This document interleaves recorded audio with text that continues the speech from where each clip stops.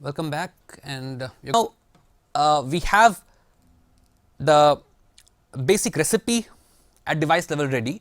We have gone to the DC characteristics of the MOSFET. From there we have understood how to arrive at the small signal parameters of the MOSFET at lower frequency. Then we have looked into the parasitic capacitances, their physical origin, how do they affect the signal propagation through the device, and finally we have added the noise sources to the device, looking at their physical origin and also incorporating them in the small signal model.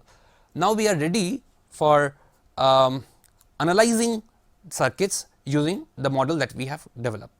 So, let us start with our discussion on a simple circuit, maybe a common source amplifier with a resistive load, and try to carry out these basic operations. Remember, to start with we discussed 4 basic operations. First is the DC analysis,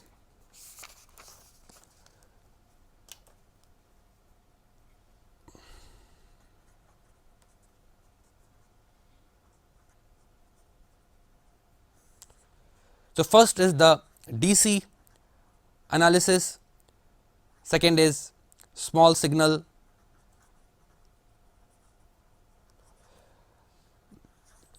we also need to take care of linearity or swing, signal swing or linearity. We will discuss this, what is the significance of swing and what do we mean by linearity. Linearity in itself is a more involved concept. Here we will go for a slightly cruder definition, which is signal swing. And finally frequency response,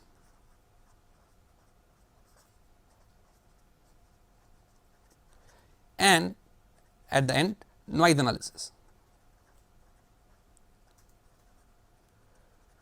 So, using the concept we have developed so far at device level, we are in a good position to be able to do all this analysis, carry out all this analysis for a given circuit. So, let us start with a simple circuit which is a common source amplifier with resistive load and carry out all this analysis.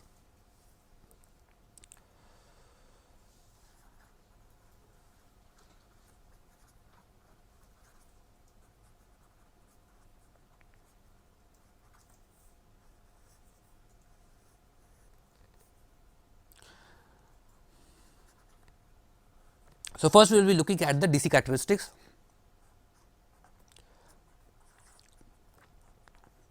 You are applying a gate voltage VG, you have some RD and you are looking at the VD. So, if we try to plot VD versus VG, so what kind of curve do we expect? We know that as long as VG is lower than VT of the MOSFET, there is hardly any current, the current is negligible, ID is 0, therefore, the VD is going to be just equal to VDD. So, to start with VDD, it will remain clamped to VDD till we reach VG equal to VT.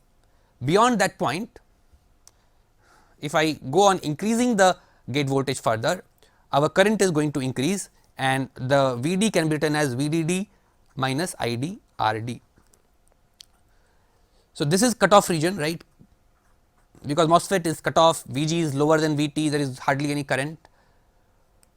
Beyond this point, if I see the drain voltage is starting to fall as the current is increasing and VG is increasing beyond VT, but still VD is much larger than VG minus VT, right. So, for saturation region operation, the condition is the VD should be greater than VG minus VT. It is just started to fall down and it will go on falling, and this entire region will have saturation region operation of the MOSFET. So, we will have a steep curve as you are increasing the VG, the ID is increasing as per square law and you are going to get a steep increase reduction in the drain voltage. So, you get a steep reduction. Beyond a certain point, when you reach say VG naught, at this point suppose the drain voltage after falling so much, the condition has reached where VD at VG naught is equal to VG naught minus VT. So, beyond that, if you increase VG further, definitely VD is going to drop below Vg minus Vt and it is going to enter into triode region. And in the triode region, your equation is going to be governed by Vgs minus Vt into VDS. If I ignore the small VDS square, suppose VDS square by 2 is ignored because of it being small. So, this is the expression that we get in the triode region. Beyond that point, if you try to increase Vg further, you are trying to reduce VDS further, because if VGS increases, ID is supposed to increase, and that is supposed to reduce the VDS, and therefore, this is trying to increase, but this is reducing. As a result, these two factors will cancel out each other, and the current will saturate to a very small value finally, and you are having a triode region operation. The voltage over here will approach close to 0. So, here in this region we have saturation region operation with a large slope, and finally, at the point where Vd is equal to Vg naught minus Vt is reached, we are hitting the triode region, and beyond this point the MOSFET is in triode region.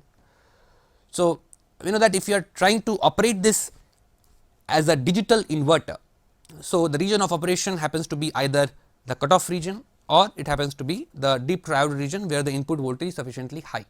So, definitely this is this probably the first integrated circuit inverter or digital inverter that people had used before the implementation or invention of CMOS technology, because at that time the only transistor available was NMOS, and this was one of the ways of implementing the inverter rather than MOSFET. Of course, those days it used to be BJT, but this was the first inverter, and this is the inverter characteristics. If you apply input voltage which is very close to 0, digital logic level low, output is close to VDD, and if your input is much higher than a certain value close to VDD, the output is close to 0. So, this is the inverting operation, and for inverting operation we use these two domains. Digital inverter, we use these two domains, but in order to have analog operation, we are supposed to get a sufficiently large signal gain from input to output.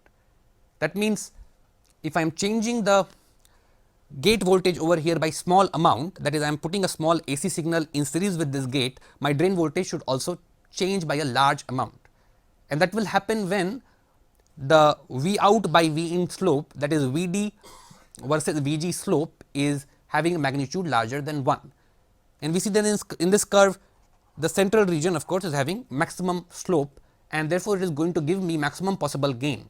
Therefore, I would like to bias my transistor in the saturation region. I will try to find out the operating point such that it is in saturation region. So, let us look at the biasing consideration.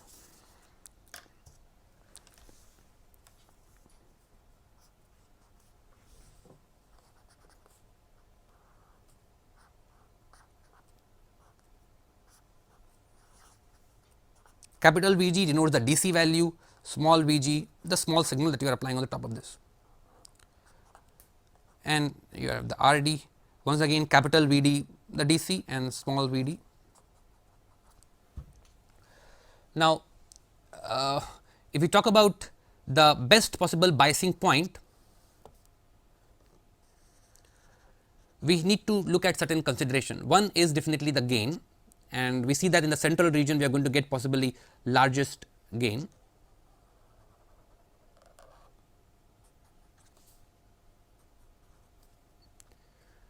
Another important consideration happens to be signal swing that is available to us. So, if I look at the DC voltage at the gate, that is suppose capital Vg, we are fixing the DC bias point. In order to operate this circuit as an amplifier, the first thing once again is to fix the DC operating point or the DC bias. So, we fix the Vg. So, corresponding to that I also have the Vd fixed. The DC voltage at the gate and DC voltage at the drain are getting fixed, and on the top of that I am going to apply a small delta Vg plus minus, and corresponding to that I expect my Vd to change.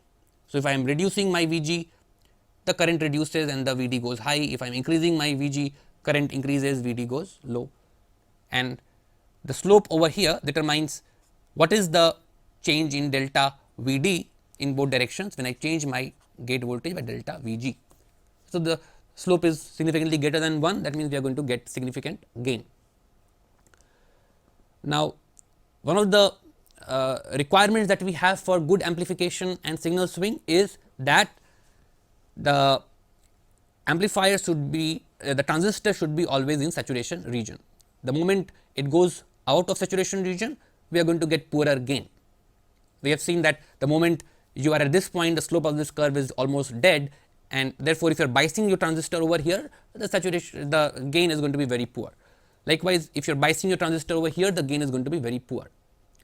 Now, if you are biasing your transistor over here, you have certain room on the positive side. You can increase your output signal to this point without significant distortion. Likewise, you can reduce your output signal to the corner point over here without significant distortion. So, this curve tells me what is the maximum room available for my signal on the positive side and on the negative side at the output terminal. So, as compared to the Vg, if I say my as compared to the DC gate voltage Vg, my input signal is going up by small Vg. Corresponding to this, this is the DC level Vg. Corresponding to this, my Vd is going to have the opposite excursion, but magnified. So, what is the maximum value that the Vd can take without getting distorted? That is of course, the VDD, because the maximum supply available to you in this circuit is VDD. So, it cannot go beyond VDD.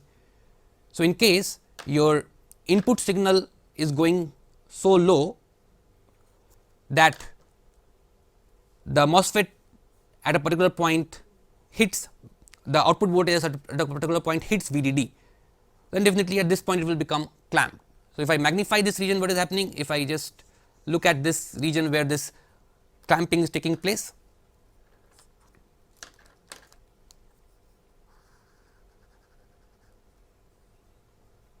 so my input signal is going sufficiently low, it may hit Vt, right. So, input signal, suppose it goes so low that the overall voltage over here, capital Vg plus small Vg, is getting lower than Vt. In that case, definitely whatever point, suppose this was your Vg and your input signal hits Vt over here. So, this is your Vg, or you can say the instantaneous Vg, I can call it Vg dash, which is hitting Vt at this point. So, at this point my current is almost 0, and therefore, the output voltage over here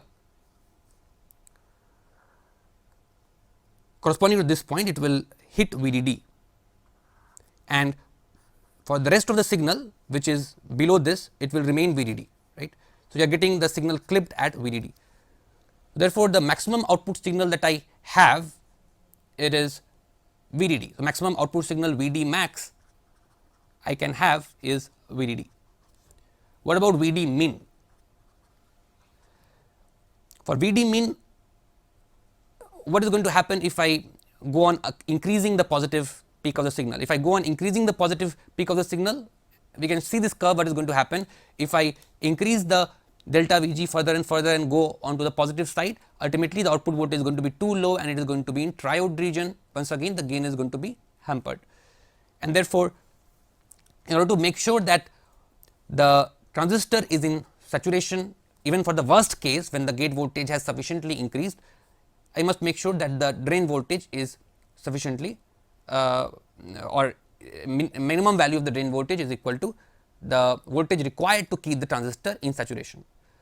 If I ignore this small signal at the gate with respect to this DC gate voltage, what we have seen is the minimum drain voltage allowed to keep this transistor in saturation is going to be Vg minus Vt. The moment drain voltage goes below this Vg minus Vt, we are pushing the transistor in triode region. So, what we can say is Vd min is going to be Vg minus Vt.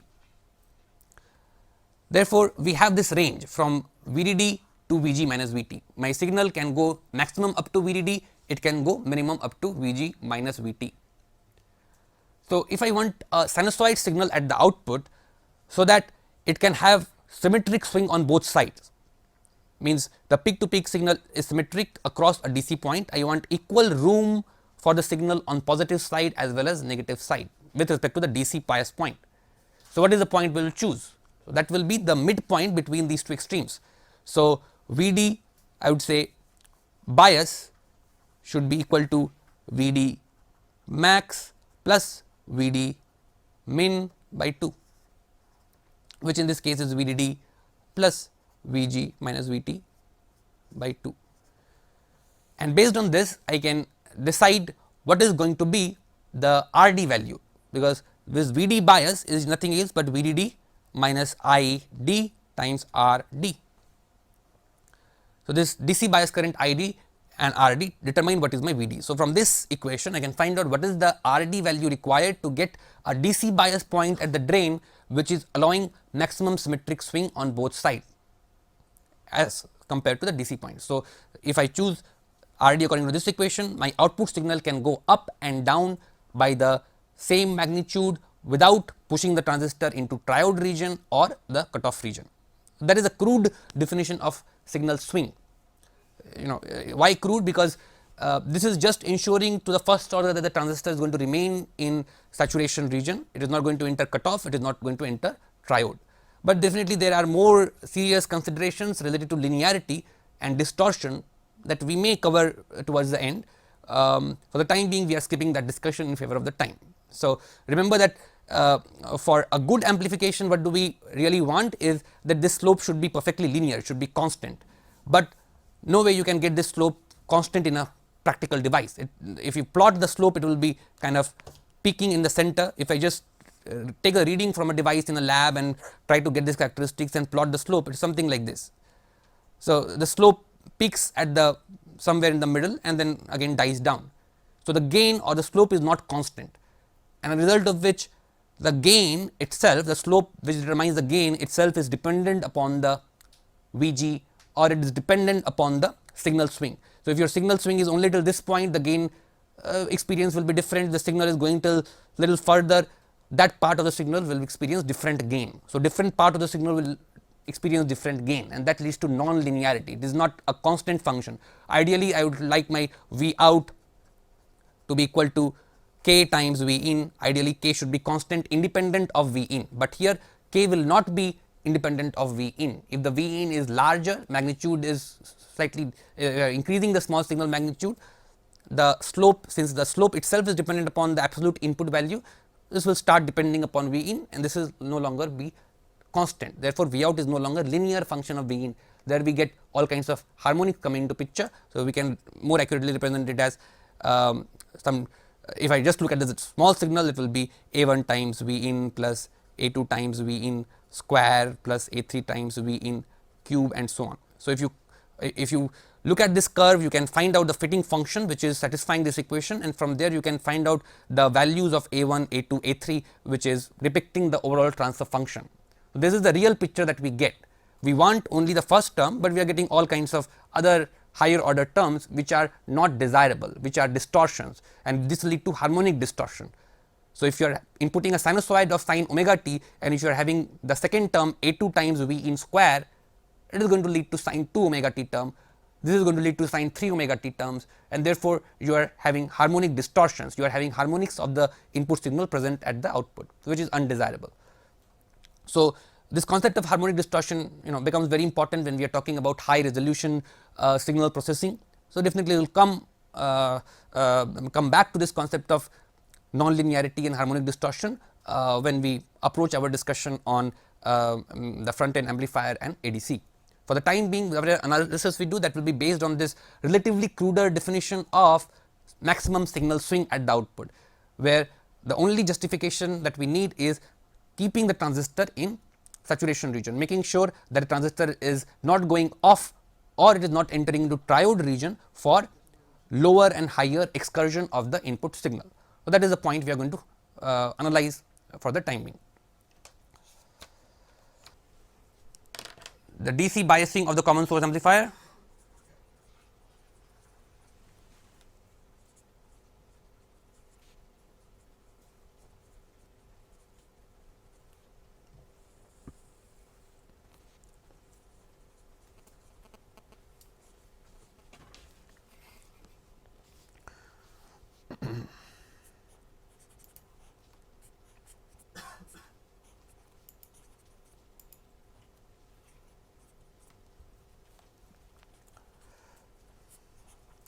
So, what we have seen is that we are going to require an appropriate choice of Vg and Vd.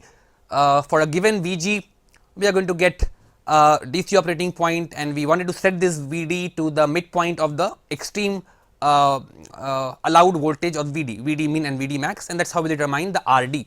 That is the first step in the circuit analysis. We are trying to find out the DC operating point of the circuits by appropriate analysis.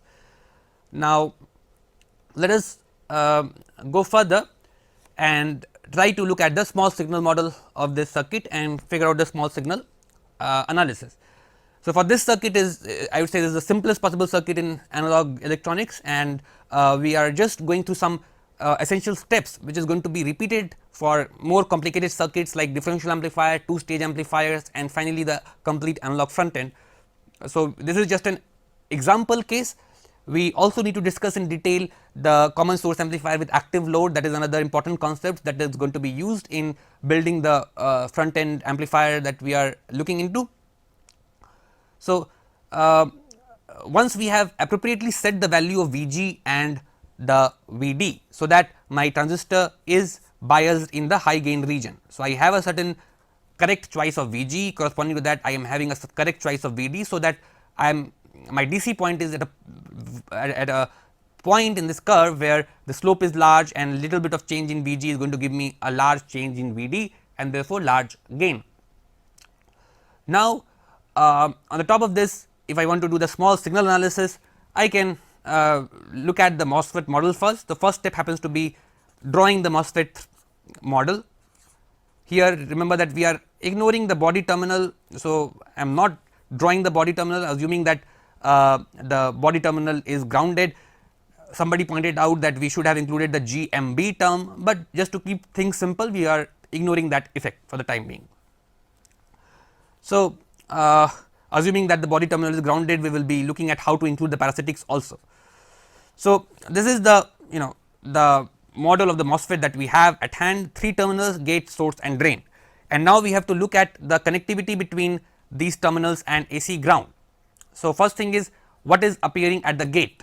So, at the gate, as we said, we have some DC bias which is capital Vg, on the top of that we have a small Vg, and in order to look at the small signal we can set this capital Vg to 0, because this is a DC, it is not having any small signal. I can directly put a small Vg over here, and that appears between the gate and the AC ground. Likewise, at the source we directly have the AC ground, in this case gate is grounded, source is grounded. RO appears always between the drain and the source. So, common mistake in papers that we correct often is that people draw RO between the drain and the ground, even if the source is not grounded. So, it should always be taken care that the RO appears between drain and source and not between drain and ground. And then finally, we have RD between the drain and the VDD, which is again between the drain and the AC ground, RD.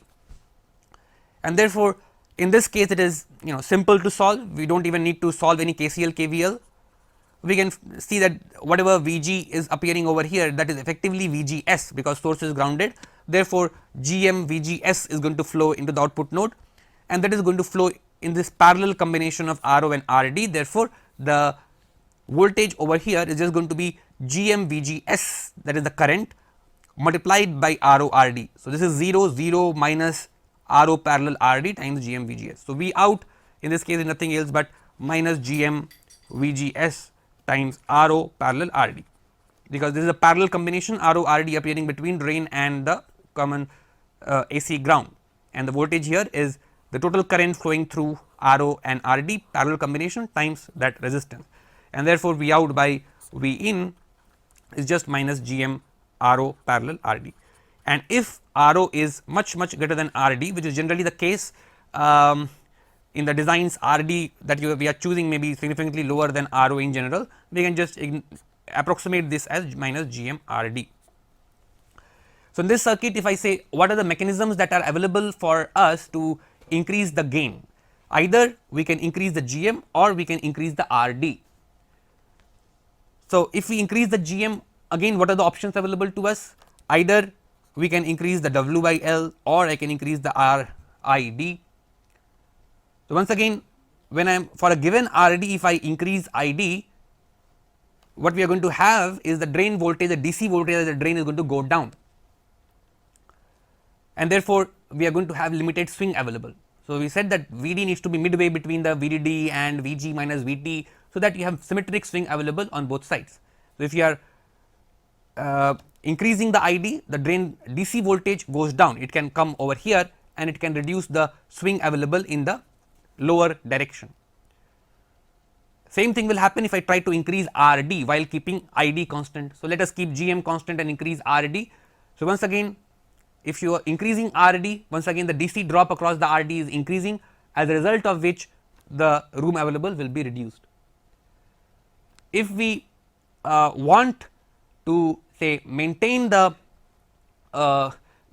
signal swing, one of the possibility is that I reduce the Id. So, suppose I reduce the Id, make it half. So, Id dash is Id by 2, that means my Gm dash is going to be Gm by root 2, because Gm is proportional to root Id. Now, corresponding to this, of course, I am seeing that my Gm has gone down. So, can it help me in achieving larger gain while maintaining the signal swing at the output? So, here if my Id is reduced to Id by 2, I can increase my Rd to twice while maintaining the same DC point at the output. So, I was at this point to begin with, I had a certain Id, I was at a certain Vg and Vd, and therefore, I had biased my amplifier at the midpoint, lower and higher side, we have equal room. But now, if I reduce the Id by 2, Id to Id by 2, then of course, I can increase the Rd by the same factor to go back to the same DC point Vd. And what does that mean effectively is, in this curve how will we obtain it, how do we rationalize this. So, if I look at the original curve, this was the original curve, I was at a midpoint of the two extremes and I had certain certain Vd and a certain Vg, this was my DC operating point. Now, what I am saying is I am going to reduce my current by half. So, basically that means that for this MOSFET, if I follow square law, that means I have to reduce my Vg by some amount. So, that Vgs minus Vt square is reduced to half, or the DC current is reduced to half. That means of course, I am shifting, I am going towards lower values of Vg, I have to reduce my Vg. So, in order to reduce the Vg, I can parallelly increase the value of Rd, because my requirement is that the DC point should be midway. So, if I increase my Rd, what happens to this curve? This curve basically becomes steeper,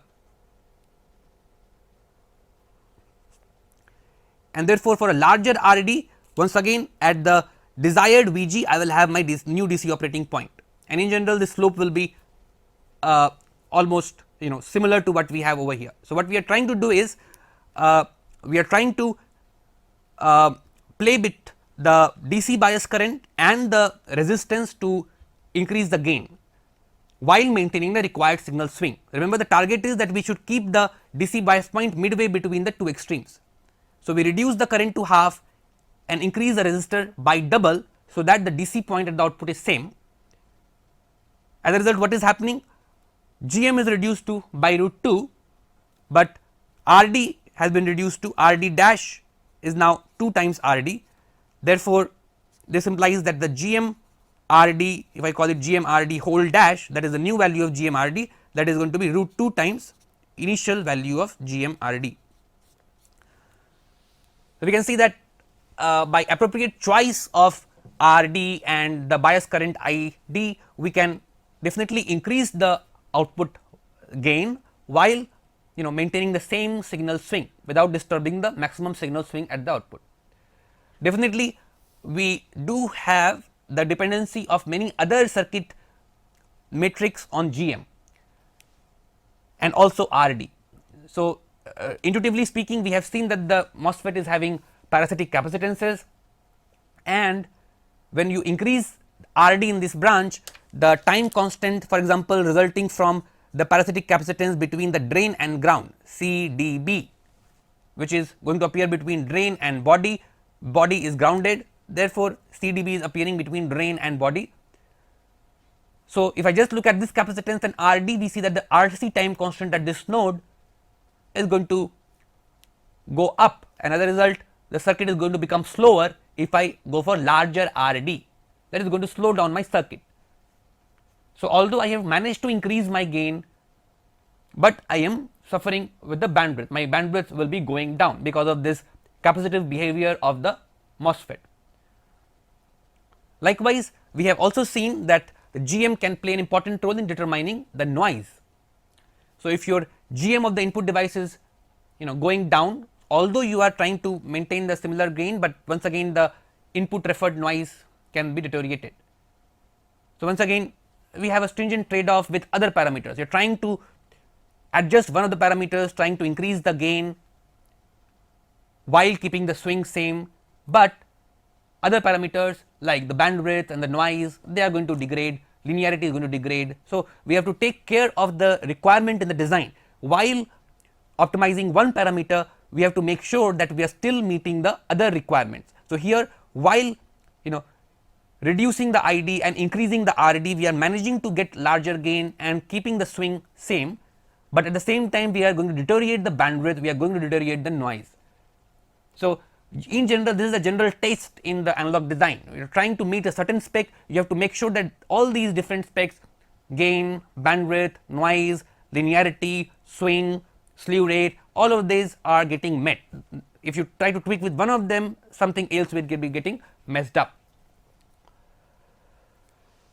So, this is a small example regarding the DC analysis of the common source amplifier. Thanks a lot.